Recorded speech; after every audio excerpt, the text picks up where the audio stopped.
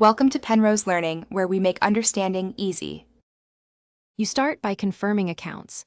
Sign into the correct Apple ID and make sure iCloud Drive is on for WhatsApp. Once done, check iCloud storage. Free space matters. Aim for more than the backup size. Make sure WhatsApp has iCloud permission in settings, and then connect to a stable Wi-Fi network and power source. This prevents interruptions and slow uploads. Now open WhatsApp, go to Settings Chats Chat Backup, and tap Backup to trigger the process immediately. If the backup stalls, force a reset of the chain. Turn iCloud Drive off for WhatsApp, restart your iPhone, then re-enable iCloud Drive. This clears hung iCloud processes. Next, ensure background app refresh and cellular data for WhatsApp are allowed so uploads continue when the app is backgrounded.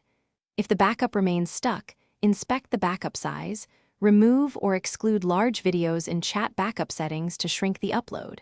These steps fix common permissions. Finish by watching the upload progress in iCloud storage details. You'll see file size change, which confirms activity.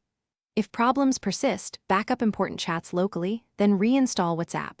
Do this only after verifying local exports so you don't lose data.